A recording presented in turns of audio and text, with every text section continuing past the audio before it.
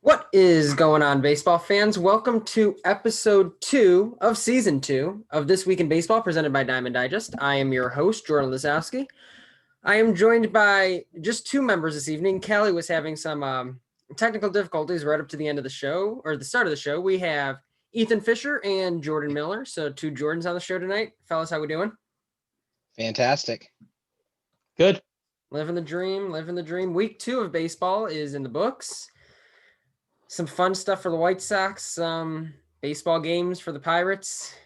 Hey, they split with the Padres and won 2 out of 3 against the Brewers. You're right. They have had a pretty good series without so Brian Hayes. So Mm-hmm. They've we're been doing all right. competitive with the Cubs and Padres. 7-9, baby. Better than you can ask for, but also Right. you don't want to be doing to too start. well. But we will jump right into it. We'll start with our opening. We got our usual standings updates, and then our new segment around the league in 60 seconds, where we give a recap of what we think are the main highlights that we want to talk about outside of what we'll talk about in the 7th inning stretch, where we've got 7 questions. I give out points arbitrarily. It's really fun for me. I don't know how fun it is for everybody else. We'll end with what we're going to be watching this week, and we'll do our normal closing. We'll remind you where to find all our stuff and all that good stuff. But let's not delay any further. If the season ended right now, which is Sunday evening during Sunday Night Baseball, here's what the standings would look like in the major leagues. Remember, 5-team playoff this year, no expanded playoffs. The Boston Red Sox lead the AL East. The Kansas City Royals lead the AL Central. And the Seattle Mariners lead the AL West. The two wildcard teams out there are the LA Angels and the Cleveland Indians. In small sample size baseball, naturally, as I went through those AL standings, let's talk about the NL. In the NL East, the New York Mets are the East champions. The Cincinnati Reds lead the Central, and the LA Dodgers, no surprise, are cruising to start this year. The other two teams that make up the NL side of the hypothetical bracket for the playoffs, the San Francisco Giants, and a tie between the Milwaukee Brewers and Philadelphia Phillies. So, gentlemen, instant reactions before we get into our other news updates on what we're seeing around the league in terms of the standings. Definitely a lot of shakeup in the American League going to be coming here in the near future. That's a lot of what nobody expected here to start out, but it's mid-April. Yeah, a lot of 500 baseball in the American League. Pretty much all the leaders there I wouldn't expect to be in their respective divisions. National League, I mean, the Mets make sense, Dodgers make sense at this point of the season, but Central was a toss-up anyway. Yeah.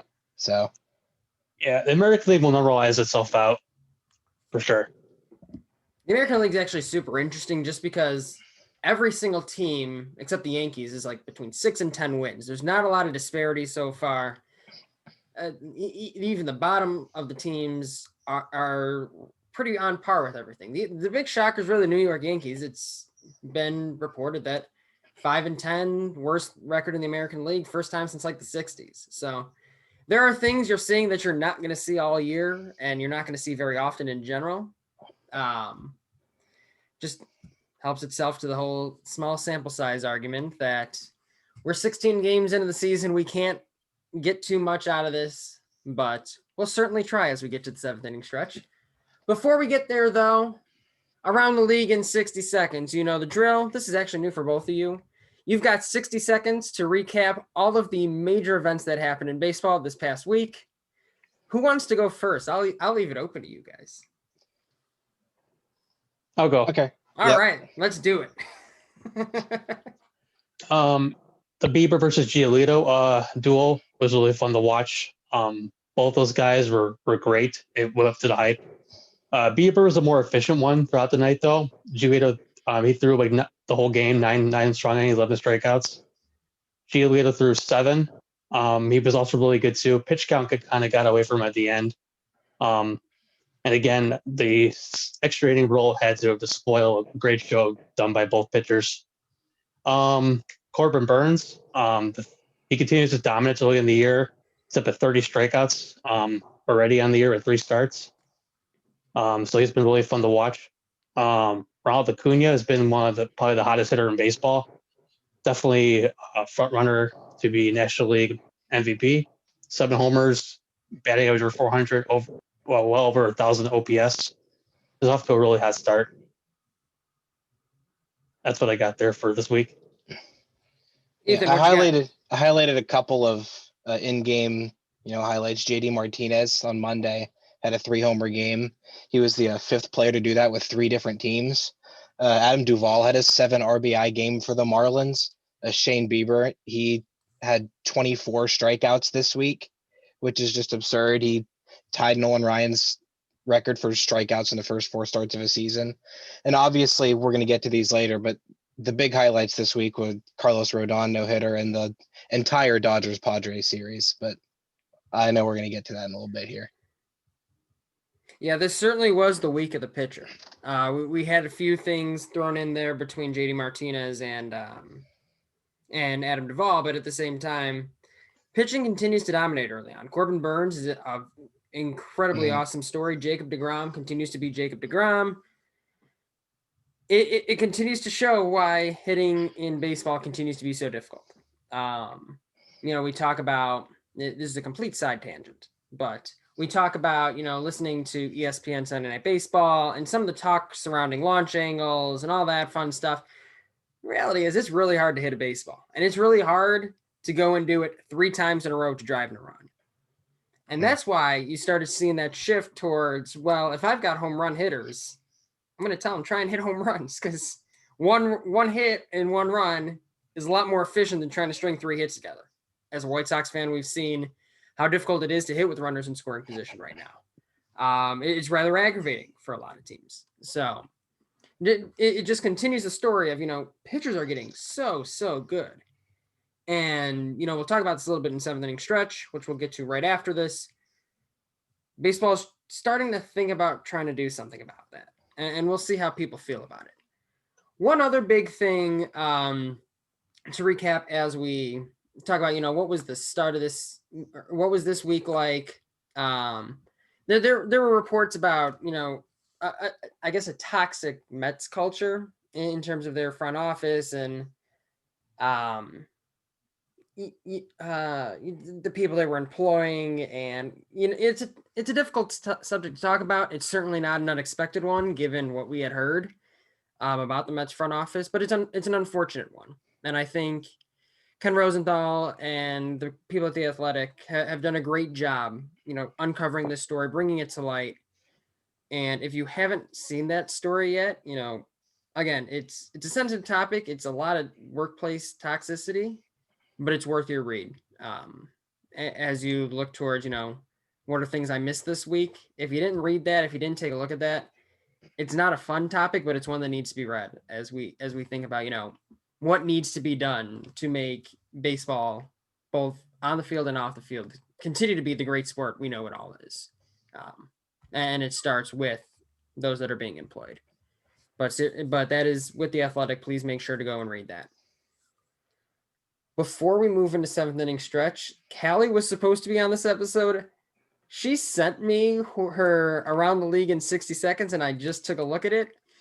So I'm going to read it here. It was set to the tune of "We Didn't Start the Fire, However, I Don't Sing," and we're not going to do that. I'm going to leave it for Callie to sing on a later episode. It's just not happening. Exactly. It's not coming out of my mouth.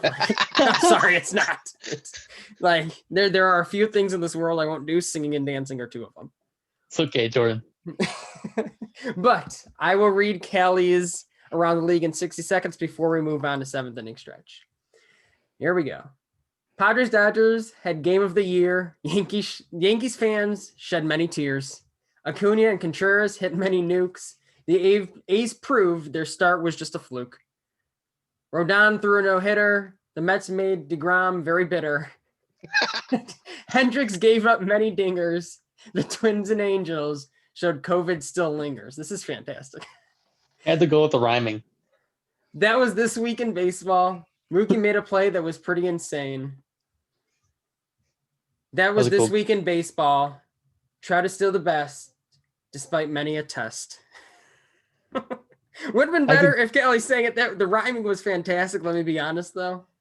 But yeah, she actually pointed out a very big few there. The A's bouncing back from what was a historically bad start for them, just staying competitive in the AL West. If you are listening, you are listening to this on Monday, obviously. So Kyle Hendricks had a rough start on Sunday Night Baseball, which is something she had just mentioned. He had never given up 4 homers in a start in his career, and naturally tonight he did it in 1 inning. Let's see what else is there. Yankees, we talked about the Yankees. Padre Dodgers, we'll get to that. Acuna and Contreras, they're back and forth, as well as just Wilson Contreras and some of his conversations concerning his hit by pitch antics. That's always a fun one. And of course, Mike Trout is still the best in baseball. Nothing new there. But let's get into 7th inning stretch, where we talk about 7 pretty prevalent topics. We go back and forth. We've got a duel today versus a 3-way battle, so this will be interesting. Let's start with inning number 1. New week, new crew, still early in the season. Give me your best and most dramatic overreaction, either positive or negative, to start the season. Ethan, we'll start with you. All right, so we talked about the Yankees being off to a rough start. As of this moment, they are 5-10, which, as we said, is the worst record in the American League. In light of this, I unfortunately happened upon a certain portion of Yankees Twitter that is so upset about the team being 5-10 that they think that the Yankees should tank for Jack Leiter, which is obviously impossible because he's going to be drafted in about 2 months. So my overreaction goes out to the Yankees fans who are so unaccustomed to losing that they think the Yankees are so bad that they should go back in time and suck worse than the Pirates last year so they can have the top pick this year. There's no trading in the MLB draft. I'm sorry. Right. Ethan coming out to 7th inning stretch, guns a-blazing. Jordan, what you got? I see a lot of overreaction over some of the Sox hitters this season, particularly Grandal, Abreu, and Makata. I would not be worried whatsoever about most of them because a lot of them heat up in the summer, in the warmer months, especially Makata and Abreu. They are notorious for doing better in the warmer months. If you saw last year, Abreu has MVP season in the warmer months. Obviously, Makata gets a pass last year due to COVID, but he had a great 2019, and he's starting to really hit it up with the bat a little bit lately. He had a couple good games today. He's always been hitting the ball hard. Grandal, I mean, I had concerns about his health, but he's getting a lot of time off. Collins is doing a really good job backing him up, but either way, it's still early. I wouldn't really get too alarmed by just any slow offenses as a whole throughout the year, throughout the league itself. So that's when they overreact to slow starts to offense. It's April, it's cold, so a lot of players heat up in the warmer months. It's a good point. I think, in terms of size of fan bases, not in general, but on Twitter, I think the White Sox are a fairly vocal one and fairly large one, and you see a lot of opinions just like that. White Sox Twitter is very lively. A lot of negativity. There's a lot of positivity too, but it's a lot of people going back and forth about topics and a lot of banter. But that's what makes White Sox Twitter so great, that people have all their opinions but sometimes it gets toxic or people just get too negative or like to fight each other about stuff. It's a lively group. Also guilty on the fights, but we'll ignore that. But you know what? As good as that argument was, I can't not give it to the Yankees going back in time and drafting Jack Leiter. Ethan, you're starting off the season with a point. I don't know if you won last year, but that's I was close a couple times. Inning 2.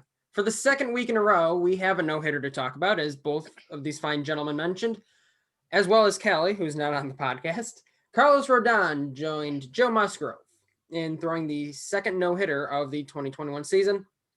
Whose no-no was more impressive, though I probably know what Jordan's answer is going to be. And how many more might we see this year, and who will be the next to throw one?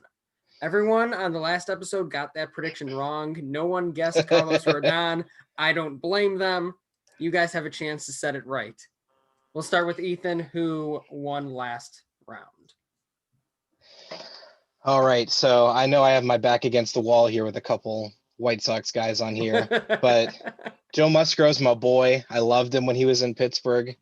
And what really impressed me about his no-hitter was that he only threw his four-seamer and his sinker 13.4% of the time, which was by a pretty significant amount the least he'd ever used his fastball in any major league appearance.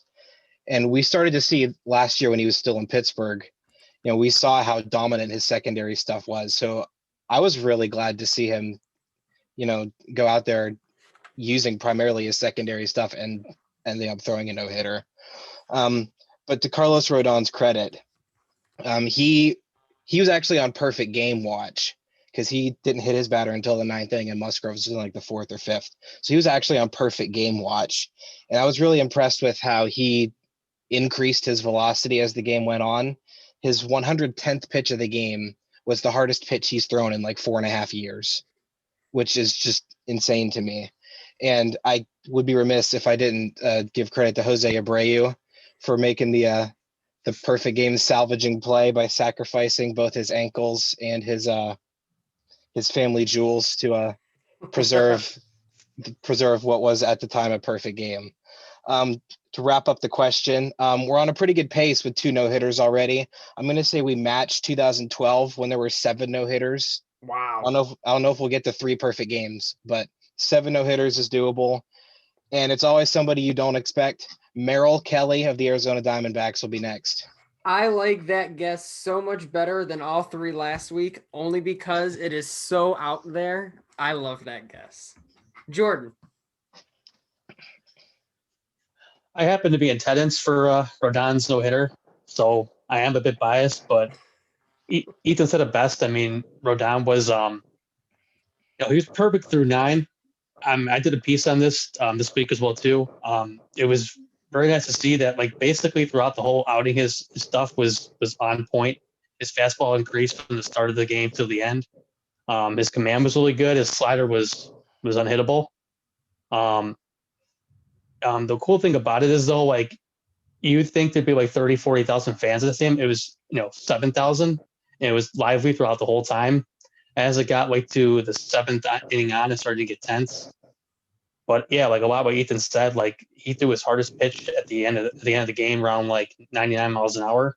I mean, that's insane when that's basically all adrenaline right there.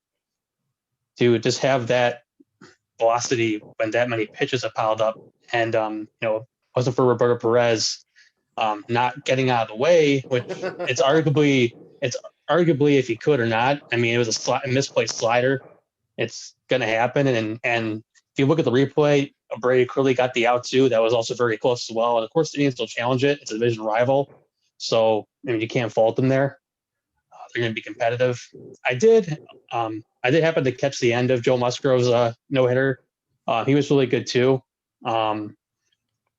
Definitely a solid trade there for the Padres, and I'm happy for him as well. I just kind of picked out a couple guys. I think like maybe Tyler Glasnow or Corbin Burns could be the next no-hitter.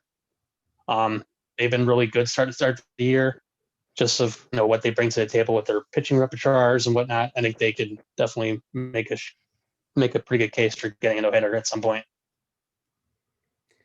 Since we voted along party lines here, Jordan with the White Sox pick, Ethan with the former Pirates, I won't award any points. I think they were such similar no-hitters between would have been perfect game, except for a hit batter. And I mean, both were impressive in their own right. I think it's an unfair question on my part to ask you to compare no-hitters, especially when they were that similar. But a no-hitter is something we're certainly all lucky to see. Jordan, I was also at that game. Very lucky experience. Very lucky to be able to witness a no-hitter. I'm very, very fortunate. Yeah, I was with my dad. He's been going to games since like the 60s, and he's never seen a no-hitter. I never seen one, so it was both our first. So great experience with both me and my dad. So definitely something that kind of came out of the blue because like it was the only game he could go that week, and I had choice of either game throughout the Indian series from the person I was buying it from, and we chose that game. And I was kind of bummed that Lynn wasn't going to pitch because of the shuffle they had that during the week if Rodon's upset stomach. But then like I never could have expected that was what we get out of Rodon, and I was so happy I went, and I don't even care that Lynn didn't pitch anymore after that happened. So I was like, it was definitely a great experience. And that's the beauty of baseball, and that's why neither Merrill Kelly nor Tyler Glasnow nor Corbin Burns will be the next guy to throw a no-hitter, because It's what going to do be we so know? random. Why well, do we Merrill come Kelly on is here? pretty random, so I'm not going to be. That's fair. What do we know? Excuse me. Inning 3. Patience or panic is what I'm calling this question. Name one team or team players' rough start to the season you believe fans should be patient with. You can either name a team or a player, doesn't matter. And name one team or team's player's rough start you believe fans should be worried about. So I guess it's technically patience and panic. I didn't even name my question right. Either way, we'll go with Jordan to start. Well, I'll go with the two teams. That's what I had planned. So patience. I mean, I'm going to go with the two teams that are going off Sunday Night Baseball for both these. Patience would be the Braves. They have a lot of talent, a lot of young talent that does not speak to this 6-9 start. That's what the record is? I think that's right. Yeah. Yeah. It's 7 now, but yeah. Yeah. I mean, Acuna's been hot. I haven't really. I know their pitching's been a little iffy here and there. They're gonna have Mike Soroka back pretty soon too. They got to go bullpen. They got they had a big offseason getting Charlie Morton. So I wouldn't panic about them. I think the Dakota projections were a big like sore eye for a lot of people. The 82 and 80, it didn't really make sense to me whatsoever. That team is too talented to be 82 and 80. I still expect them to win the NL East.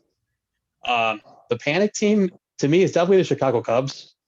This is not like a Cubs hate thing at all. It's definitely my specific opinion. Their pitching is a lot of soft tossers that have to rely on pinpoint command to really be successful. And I've talked to a lot of Cub fans. A lot of them are really, really sore on their hitting. They're bottom of the league in batting average, slugging, and OPS. And a lot of people say, they have had a lot of different hitting coaches. I mean, they fired their hitting coach, John Malley, after the 2017 NLCS. And it's pretty weird. And they've had not really big consistent ever since they're hitting. A lot of guys swing for the fences. Baez is swinging at every pitch. Crazy. He's really regressed as well too. And it's not the video. He just has no plate discipline. Chris Bryant has been hurt a lot. Rizzo has been up and down. It's a lot more what I expected out of this team. So that's where I'm panicking there with that team as well. Ethan? I definitely agree on the Braves, but I said the Yankees. They're going to be fine. They always are. There's too much star power on that roster for them to continue to suck like this. And, even with injuries and stuff, they always have the depth to just pull guys like Gio Urshela and Mike Tauchman out of nowhere and turn them into above average hitters. So I'm not worried about the Yankees. I also said the Cubs. The Cubs suck. You were polite. I hate the Cubs. The Cubs suck. Going into tonight's game against the Braves, they were slashing as a team 184, 281, 364. 184 team average was dead last in baseball. Only the Rockies had a worse WRC plus than the Cubs.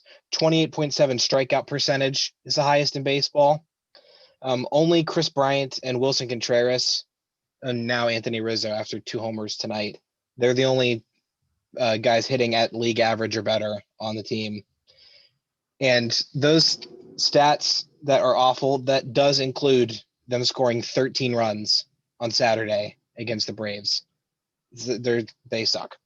And normally I would have faith in Kyle Hendricks and nobody else, but he just had one of the worst starts by a Cubs pitcher ever. And the Cubs have been around since like the Stone Age. So I would definitely be in panic mode if I was a Cubs fan. I could have been harsh, but I I didn't was want gonna to do that. say, one took the high road. One was like, I hate the Cubs. Cubs suck. I've The been waiting Cubs for are- this since 2016. The Cubs are I mean- behind the Pittsburgh Pirates in the National League Central.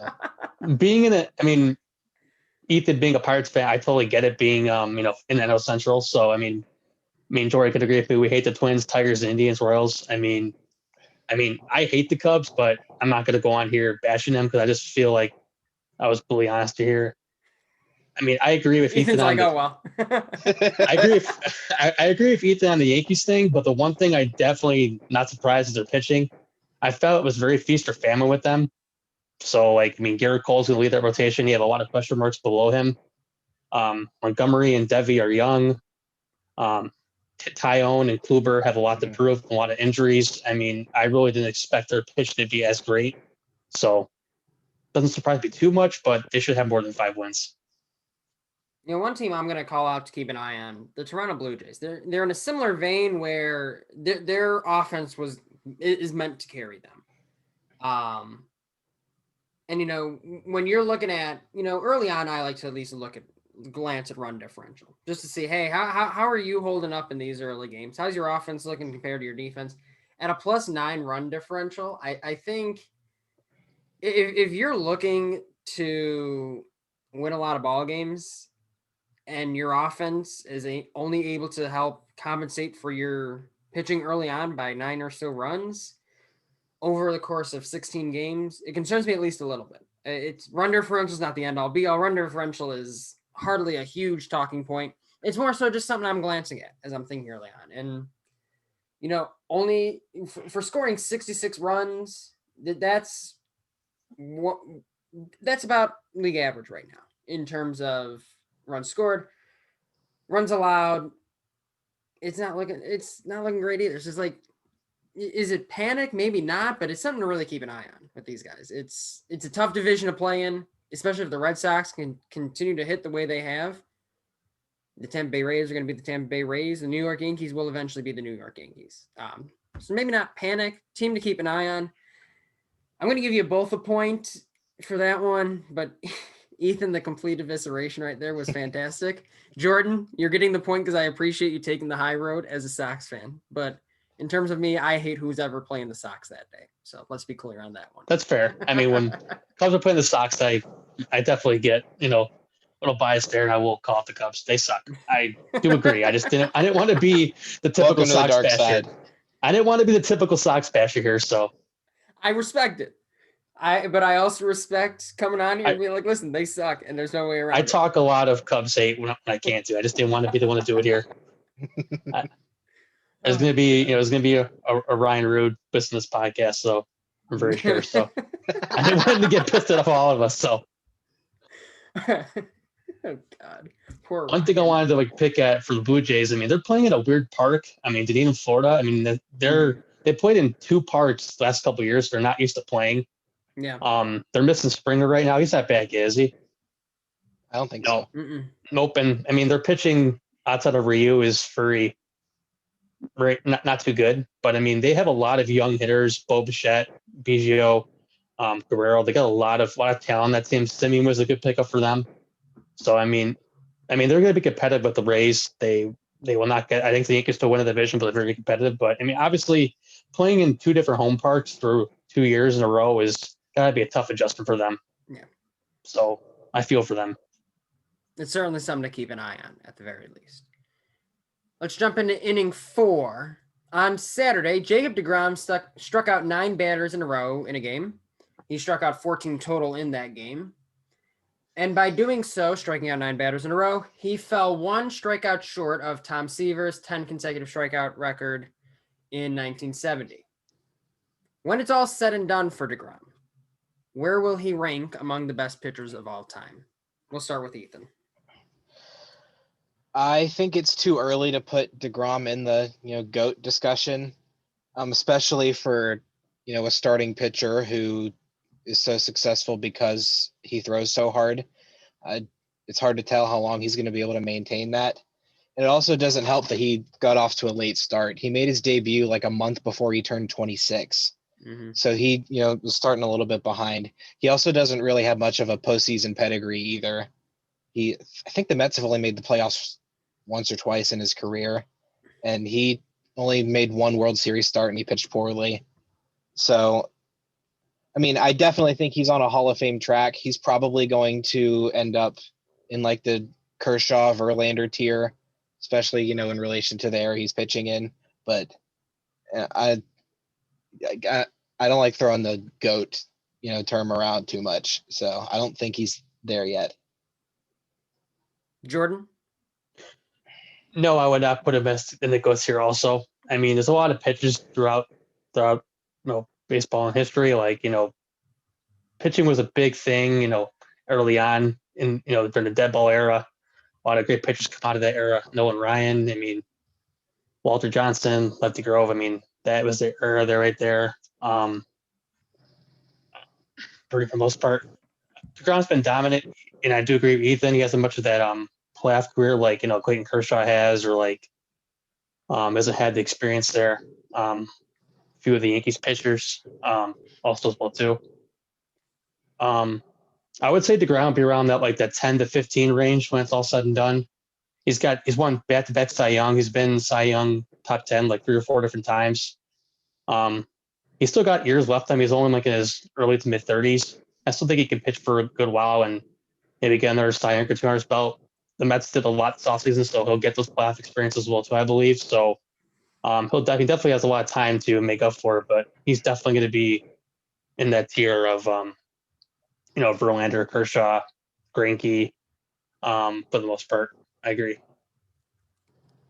You both agree. This was meant to be a more controversial question. I wrote it a specific way. Do you both, gun to your head, is DeGrom going to be a Hall of Famer? Yes or no? Yes. Yes. All right. Just curious. No right or wrong answer. I'm just very curious on that one. DeGrom, Ethan, you brought up a really good point, and that's why you're going to get the point here.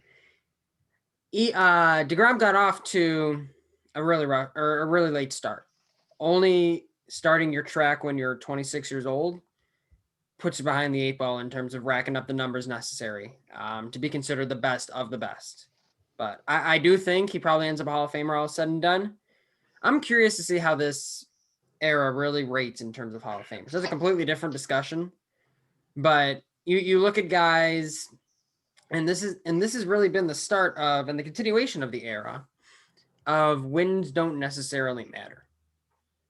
And you kind of first saw that when Felix Hernandez won the Cy Young, and he was 11-11 that year. You're really starting to see the progression of, as wins continued to mean less and less, how are Hall of Famers going to be elected by the Hall of Fame committee? And DeGrom's one of those names where it's like, I don't know yet.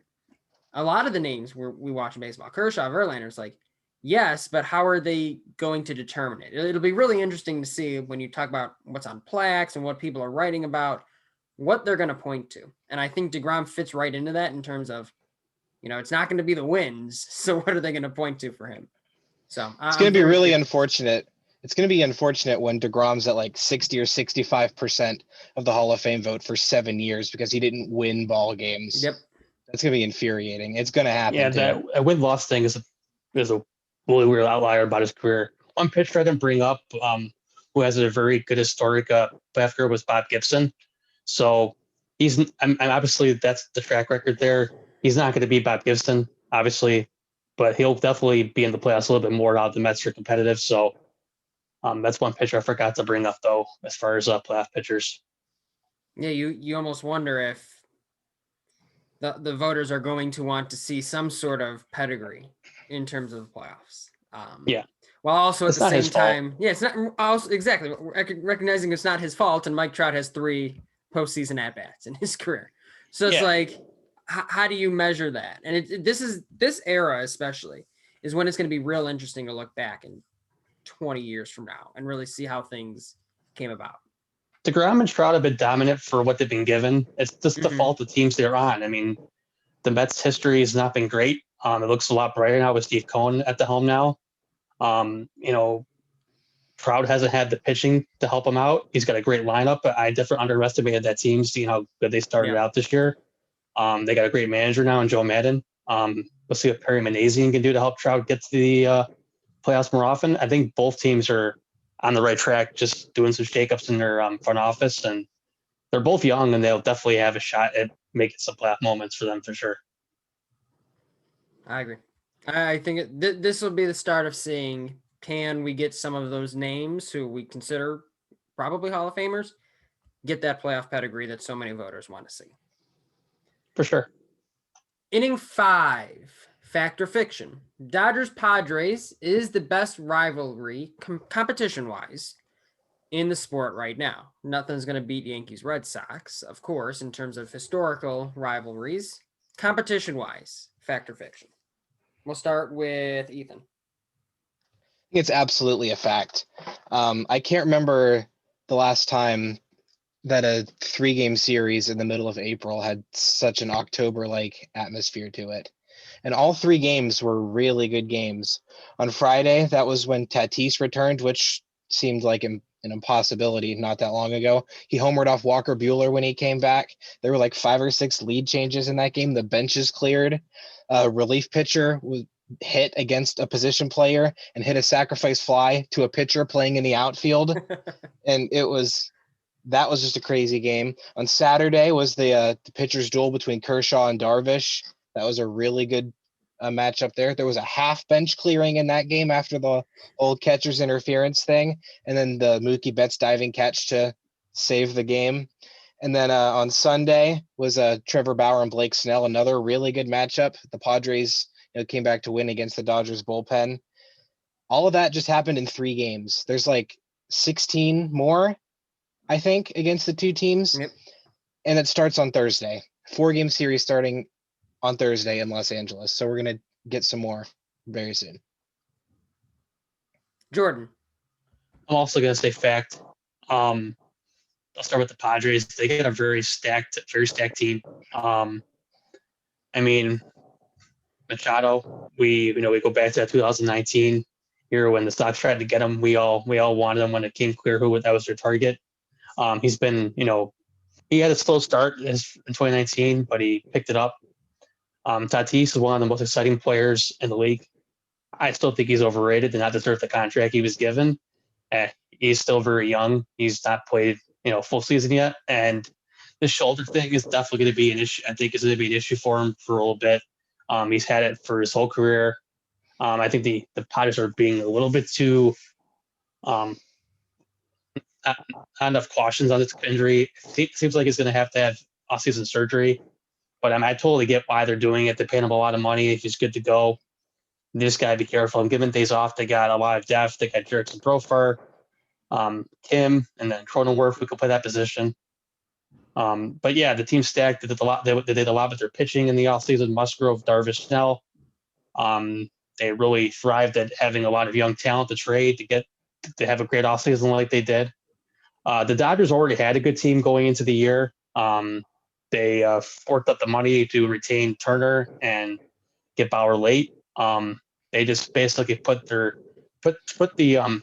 NL on notice, just stomped on their throats, saying, we don't care about dipping against the luxury tax. The CBT is up for negotiation end of the year anyway, so they don't care about going over whatsoever. Their 11-2 start does not surprise you whatsoever.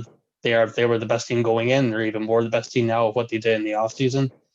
And it's a very fun series to watch, this for sure. It doesn't have the October flavor. They very competitive teams. They very fun to watch. A lot of fun players, and it's very competitive to watch. Another close second is like the Twins and the White Sox. I think that rivals as well too. They have a very close rosters. But it's not close. I guess, but I think the Twins and the White Sox probably the only closest one I can think of right off the top of my head about as far as comparing another rivalry in the sports.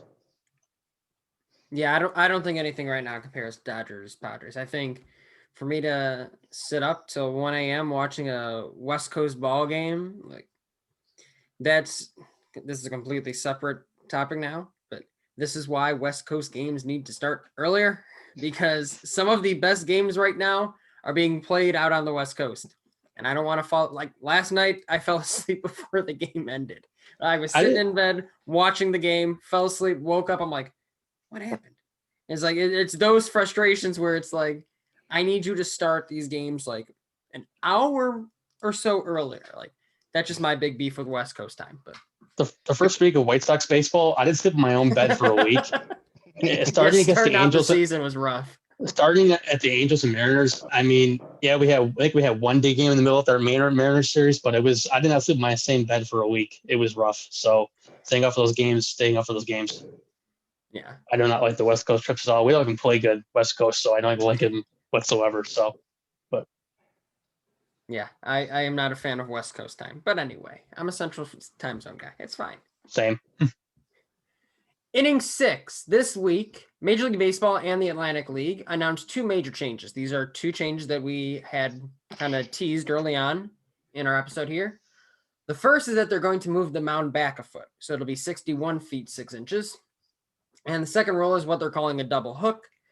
Once the starting pitcher is removed from the game, the team also loses its DH. So what are your thoughts on these rules? Is there any chance we could actually see these rules implemented in big leagues? Jordan, we'll start with you. I'll say for sure I hate both. I'll start with the DH rule. Seeing now that the pitchers have a lot of quick hooks now, losing a DH sounds terrible. If how a lot of pitchers are going past 4, 5, 6 innings now, especially in the American League. I'm obviously a fan of the universal DH. I hate seeing pitchers bat. So I think we need universal DH for this game. It's going to help. It's going to prolong careers. It's good for the game. Pitchers should be doing what they're supposed to be doing. They should be pitching, not hitting. So I think that rule makes no sense. I definitely could see it coming. Manfred hates baseball. So it's, and then Theo Epstein was on the on 670 Score trying to give his points. And I'm like, I still don't see how this makes sense whatsoever. To pull a DH after starting pitches pulled, especially when they get rocked in the first inning. I mean, it totally ruins everything. If that's like what happened there with Hendricks. I mean, if they lost their DH, that'd be terrible. The game just started. It totally throws their whole lineup out of whack. And then for the pitcher rule, I also hate that. As a fan of pitching, watching pitchers pitch, I want health is a big thing with pitchers. And these guys, they're throwing a ton of innings, 100 pitches to start, and to give them another obstacle by moving the mound backwards, they're going to have to get, more resin or breaking stuff. They're going to have to throw harder. That's going to increase injury, and we're going to see a lot of pitchers who like to watch get hurt. They're going to have shortened careers. It's going to be a big adjustment to move it back. I mean, these pitchers are paid for what they go through, and you see a lot of pitchers now getting these $200 or $300 million contracts for only making like 30, 35 starts. But for what they're doing right now, all the data we have now of like tunneling and codify, all the stuff like that, it just makes it's one more thing they have to adjust to. And I just don't think that's going to be very good for the game whatsoever to move them on back. And I do see it happening because all these people want to just kill baseball the way things are kind of trending right now. I hope these 2 rules don't get in. I haven't really liked a lot of the stuff like I have my own thoughts on the shift. All these rules they're testing, the robot umps, there's a lot of things they're testing in these minor leagues. I have opinions on those too, but I mean, these 2 for sure, I do not want to see in the game. And I can see it just about with Manfred's track record and how he's been, killing the game ever since he's been in his power. Ethan. I don't care for the, moving the mound back at all, but I'm actually really fascinated by the strategical implications that would come with the double hook DH thing. It would definitely incentivize, managers not pulling their starters after 3 or 4 innings, or, trying to get them, through jams if the DH spot's coming up. Like Nelson Cruz, just as an example. What if Kenta Maeda loads the bases with nobody out in the 7th inning of a tie game, but Nelson Cruz is due up 3rd? Mm-hmm. Power him through the inning so that you can have Cruz back, or do you bring in a reliever and then have to bat, Jake Cave in that spot, or do you play Nelson Cruz in the field so you don't have to lose him? Or, is he allowed to, move back to DH or whatever and lose the spot that way? Because that's how the rule is now anyway. And especially like for teams who use the opener, are they allowed to, just not opt to have a DH and just bat the pitcher ninth anyway, since the pitcher's not going to bat anyway? There's a lot of, really interesting questions that would come along with this rule. I actually don't hate it. And I question, like Jordan said, everything Rob Manfred has ever done, because, he hates baseball, like you said. So I could definitely see both of these being implemented, but I would not mind the new DH thing. My only fear about the new DH thing is if you've got guys, like Nelson Cruz. Nelson Cruz is a great example. If I know it's a liability to put him in the field, and I know there's really only a chance I'm going to get like 6 innings out of him, so I'm getting one less at bat per game with him, unless I put him in the field. So I guess there's 2 ways of doing this. One, I leave him at DH, get at least one less at bat out of him per game. Or 2, I put him in the field, lose a ton of value there. Either way, it feels like his contract valuation is going to go down. I'm not going to pay him as much if I'm getting one less at bat per game. That's 162 less at bats per year. Now, why am I going to pay him $12 million? I should pay him X million dollars. If I leave him in the field, well, I get all those at bats, but you lose me a ton of runs playing right field like you don't belong out there. So I'm going to pay you less there too, because you're not going to provide enough value for me. So that's the one worry I have with that, and working around that. The 2 rules kind of feel like they work differently to me. I do think if I had to pick one of these 2 that would be implemented, it's going to be moving the mound back. I think that even just a foot would help a lot of hitters dramatically, and Rob Manfred certainly wants to see more offense. At the same time, removing the or having the DH lost, I think that adds an element of strategy, kind of what you're saying here, Ethan. But at the same time, it removes some offense from the game. If you're having a pitcher now have to hit, or some pinch hitter have to come in, you're eventually going to run out of pinch hitters. I don't know. It's a bizarre couple changes to think about, but I think if one of them would be implemented, it would be the mound being moved back. That's just my personal opinion. I like that. I get where you're going with the strategy, Ethan. I don't know. I think if you just fix the blackout rule, you'd have a lot. All this stuff we're doing, if all you did was fix the blackout restrictions, I think we'd fix a lot more issues than moving the mound back will fix. Yeah, I definitely agree with Jordan that's the one rule out of the 2 I can live with the mound moving back. I like having universal DH in the league, and that's where I do not like the other rule at all. So I'll agree if I had to live with one of the rules, it's going to be moving the mound back for sure. And I do appreciate your willingness, Ethan, to not just say, I hate it, because I did that exact same thing. When I saw these rules, I'm like, I hate it. I'm done. I don't care. I appreciate you taking that step back. And that's what we expect of our DD analysts here. We're not talking about the Cubs, so I can actually be more open-minded about it. The strategy explanation was definitely good there. Yeah, I liked it. And I know how value Nelson Cruz is to the Twins, being a Sox fan and just being a poor menace constantly. So I take it back. One less at bat per game against Nelson Cruz. I am all for That's this true. rule. That's true. I take it all back. There's a lot of good DHs in baseball. JD Martinez. There's a lot of Jordan Alvarez. So Nelson Cruz not coming up with the game on the line in the 8th. Fine. Game up. I'm in. Yeah, if the Twins have to play by that rule only, I'm game. And the Sox. You've never been so happy to see Tyler Duffy in your entire life. It's the gift that would just keep on giving right there. Yeah, if the Twins had to have that rule only, I'd be so game for it. Let's bring home 7th inning stretch here with our 7th question. Sean Kasmar, Sean Kasmar Jr., rather. It's a pretty cool story. He made it back to the big leagues this week for the first time since 2008. He spent from 2008 to 2021 in the minor leagues, just trying to get back to where he had been in 2008. It really cements a long story of perseverance and dedication.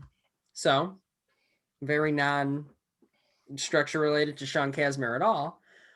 What's your favorite baseball or sports related story similar to Kasmar's? This long story of perseverance and dedication. It could be your own or a sports one that you've read about or seen. Basically, what's your favorite feel-good story from sports? I want to hear them, and I'm sure the fans do too. We'll start with Ethan. All right, I got a feel-good story for you. Definitely under the lines of perseverance and dedication, but it's not quite in the same time span as a Sean Kasmar Jr.'s was.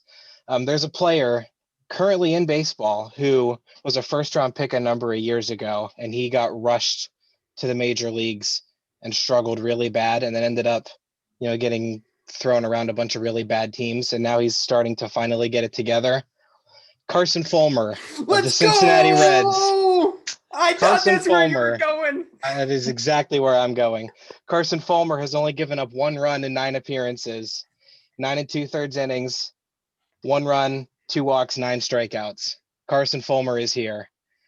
And if that's the feel-good story you want to hear, that's the feel-good story that I'll give you. Jordan, I'm going to let you go, but Ethan's going to win the point. If you don't know, if listeners are unfamiliar, I am the world's biggest Carson Fulmer stan. I've got a lot of crap for it. I'm not necessarily able to give it up now.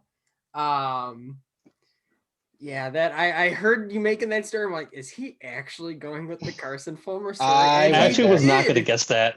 And but with it. All right, I'm going to let you go, Jordan, but you're not going to. I mean, I know Jordan spoke on Carson Fulmer a lot in here, so I'll just give my quick 2 cents about it. So, I mean, I watched a lot of Carson Fulmer a lot, and I definitely agree he was rushed a bit. And Don Cooper really regressed as a pitching coach, and he never really helped him whatsoever. He was, if you could throw a cutter, that's what he wanted you to do constantly. So, and I really don't think he did much to help him. So I definitely agree. And he went to like a bunch of teams, Tigers, Pirates, and didn't really pitch with those Orioles, teams. yeah. So he really didn't even get a chance to pitch with those teams. And then the Reds are a very drive-on-driven team. Sonny Gray has worked with him in the past in the off seasons, and I think that's the one team that can help him out with all the drive line stuff that they do. So that's the one team I think that he can excel with for sure. Obviously, I'm not here to talk about Carson Fulmer. I'm here to talk about another White Sox player who actually had his first start today in 2.5 years, Michael Kopech. He has been through a ton. He got sent over in the first big trade of the White Sox rebuild, the Chris Sale trade, along with Yohan Moncada. I've been a big believer in Kopech since he started. He came up in 2018. It was a big thing for the fan base, and he made like 4 starts.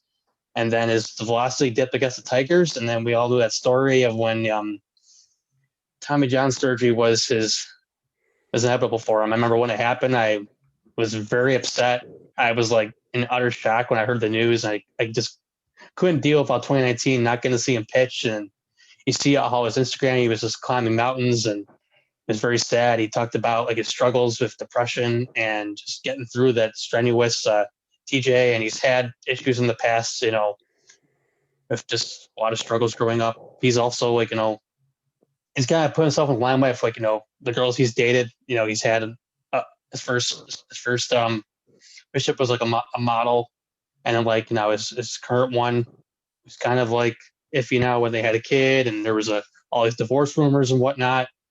He got a ton of hate for opting out of 2020 season from the fan base, under people too, thinking he was soft, thinking he was making up excuses, was a terrible father, all these things he had to put up with like verbally. It's a good thing he took himself off social media, because I mean it keeps his mind focused on what was the goal here. I was totally okay with him taking the year off. I had no bash towards him whatsoever. I mean, it was a weird year for a lot of pitchers. A lot of pitchers got hurt. So I totally was on board with him coming back. And now the role they have him in now is perfect, what the Sox are doing with him in the bullpen role. And to see him just to get his first start today, Against his former team, he pitched phenomenal. 4 strikeouts, 2 or 3 in the third. I mean, it was his first. I mean, that was actually his longest outing he's had this year. I saw some comments that when he told Katz and La Russa that he wanted to go 6 after coming out there, and this is what he was born to do. He wants to start games, and he was really determined. And it's just feel a good story of all the stuff he's been through with, like, opting out, just the injuries, depression, a lot of things he's battled through to get to this moment. And it's great to see him, and I'm really pulling for him to have that great career, and then starting at some point in the rotation this year, next year, wherever it may be, just being part of the good time for the White Sox. And I mean, as a fan of the Sox, I can't be more happy for Michael Kopech. 2 really good stories. I think they are both phenomenal in their own way. It's Ethan picking on my Carson Fulmer fanboy side, and I love that you did that, but also Michael Kopech's one of my favorite pitchers. I think they're 2 really cool stories in terms of guys that just don't give up. And it's why you find the fun in the 20th round draft pick who makes it into the major leagues, or the guy who's had a couple arm surgeries. I think it was Johnny Venters a few years ago, where he had more than a couple arm surgeries. All of a sudden he comes up, gets to pitch a couple games for the Braves. It's guys who don't give up, who really love this game. And, you talk about, money talks, and to a certain point, it absolutely does. But it's always good to see those guys where it's just, this is their life, this is their passion, and they're going to do whatever it takes. And certainly everyone is doing that in their own right, but there are those special few where it's like plenty would have given up long before that. And I always appreciate those types of guys too. Ethan, Jordan, wonderful job with 7th inning stretch. Ethan, it was clear you played this game before. You knew exactly what to say, when to say it. You very clearly knew what you were doing. Jordan, it was a good run as a first timer on This Week in Baseball. It certainly won't be your last, but Ethan knew exactly what to say with that last one. That's good to hear. You want me back on, Jordan. It's good to hear. We'll have I'm happy. Back I'm happy to hear that. Oh, God. But as we start to wrap up the show, we're going to talk about what we're going to be wanting to watch this week and what we think you should be wanting to watch this week. We'll start with the winner. Ethan, what are you going to be watching this week? All right. So we discussed earlier how okay it is to hate, your division rivals. I hate the Cubs. I also hate the Milwaukee Brewers with a burning passion. I've watched a lot of losing to the Milwaukee Brewers, even though we just took 2 out of 3 in Milwaukee, which is definitely unexpected. The Brewers rotation has been really good to start the year, and it doesn't exactly reflect in the fact that they're only 8-7, but they've had a ton of injuries on the offense, including Christian Yelich, who's on the injured list right now. But their starting rotation of Brandon Woodruff, Corbin Burns, Adrian Hauser, Brett Anderson, Freddie Peralta has been phenomenal. Through Sunday's game against the Pirates, their starting rotation has a 2.07 ERA, which is the best in baseball, a 3.17 FIP, which is 6th. They pitched 82 2/3 innings, which is the 7th most among starting pitchers.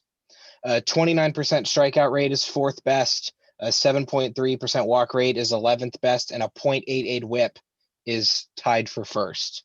So as a group, they've been phenomenal. Obviously, Corbin Burns has been at the head of that.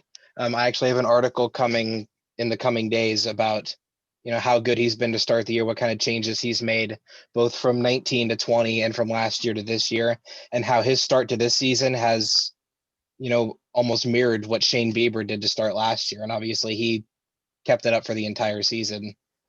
And before the season, I predicted that Brandon Woodruff would win the National League Cy Young Award, which was definitely a little out there. I'm not backing off of that yet because Brandon Woodruff in his own right is nasty. And he's been one of the more underappreciated pitchers in the league for a couple years now.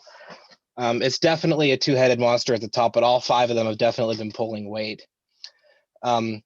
Those numbers that they've put up so far have come against the Twins, who haven't been, fully healthy. The Cubs twice, who suck. The Cardinals, who have been a little inconsistent offensively. And like I said, the Pirates, who are without Brian Hayes, but the Pirates won 2 out of 3. The true test is going to be the rest of the month of April. Starting Monday, they play the Padres. They get the Cubs again after that, and then the Marlins, and then the Dodgers. So they definitely have their work cut out for them. But if the Brewers keep this up, they're going to run away with the Central for sure. And Jordan, what you watching? I'm also watching the Brewers too. They do play the Cubs again this week after what happened last week of the constant beating of the Cubs players. I'm really just to see what else is going to come with that. Like we had some suspensions come out of the last series. Contreras and Rizzo have been victims of that. I'm just really curious to see how it's going to be handled as far as like are the Cubs going to start throwing at some of the Brewers players? So that's something I'm kind of wondering about. Also, the Brewers Padres is also a series too. There will be a lot of good pitchers, a lot of good pitching duels there too. We got another Dodgers Padres series this week too as well, and then also we got Patriots Day tomorrow with the Sox at 10 o'clock in the morning. Like we get baseball at 10 in the morning, Jordan. So we get Giolito on the mound, so versus Nathan Eovaldi. So I'm going to be working tomorrow and have baseball on at the same time at 10 o'clock. I really couldn't think of anything sweeter than that. I don't mind like the 1 o'clock games. I'll tell you what, the 10 o'clock is like, that's a bit early for me. I'll be honest. I mean, I got like a 10:30 call, so it's going to be a little bit hard to concentrate. So I'll have to have the TV on mute while I'm on that call. But still, I mean, to have a baseball game in the background working is definitely, it's like something I'm used to with the spring training games that were going on this year. So, but yeah, I mean, that's a unique thing that the Red Sox do is have these early games on Patriots Day. So that's something you won't see anytime this year. So that's unique about this week. Thoughts on the Patriots Day uniforms before we close out here? I want to hear them.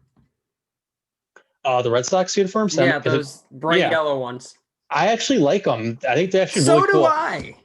I've heard a lot of hate about them. Like they look like soccer jerseys, like whatever. Like I mean, I personally wouldn't wear them, but like it's not my style. But I think they're really cool. Like I don't think they're bad at all. Like I'm really anxious to see what the Cubs have one come out. The Sox have one coming out. There's a few other teams. I'm very anxious to see what they put out because I would like to get a Sox one if it looks good. So I like it. It's a really cool looking jersey. I know it's kind of out there, but I don't hate it. I've heard a lot of mixed reviews on that jersey, but I don't dislike it whatsoever. It threw me off a little bit, to be honest. If you just saw the color scheme and nothing else, the Red Sox might be the last team that you would pick to be wearing that jersey. Mm-hmm. So it definitely looked a little weird to me, but it's definitely out there for sure. I mean, it's got the marathon touch with the patch on the side. I mean, if you had no idea, you didn't see the announcement like a week or two ago, you would have no idea what team was there. You would think it might be like an expansion team or whatever. I mean, but it's a really cool looking jersey. But that's just my opinion. It's a bit too much yellow for my liking. I will say that. However, I really do like it. And I am not hating on it as much as a lot of people are. Little too much yellow though. Maybe it's just the color of the yellow. Because like the Pirates have their own gold jerseys. Yeah, it's a little darker. Yeah, it's like maybe a little darker yellow or maybe a little less yellow, but I personally don't hate them. It's not like highlighted yellow, so I think it's enough. I think the blue kind of helps out a little bit too, as well. It's a good contrast. So yeah. But we'll get to see those tomorrow morning, and we'll have this episode out early on, so hopefully you can listen to it and then get some baseball right after it, because that's going to do it for us. Make sure to follow us at Diamond_Digest on Twitter, Diamond.Digest on Instagram, Diamond-Digest.com for all of our talented writers. We did a great job keeping all our dashes and dots in order when we first set everything up. Make sure to find us on YouTube as well. You'll have the video version of this podcast on there. And now we're also on Twitch and Hot Mic. So when we do our Sunday Night Baseball episodes, you can find us there. When we do our weekly questions, Q&As, you can find us there. There's a lot going on. We've got a lot going on. We got a lot of different places you can find a lot of good work here. Both Jordan and Ethan mentioned some of their recent articles. Make sure to check those out. Ethan is a upcoming article, but make sure to check that out as it comes up. Again, Hot Mic streams, articles, podcasts. We got a lot of good stuff going, and it's only going to increase as we get this season going, and we add some new writers coming up soon. So looking forward to another fantastic season and another fantastic week of baseball that we will recap next week. Same time, same place. For Jordan Miller and Ethan Fisher, this is Jordan Lazowski signing off. Take care, everyone. Have a great week. I'll see you next week. Take care.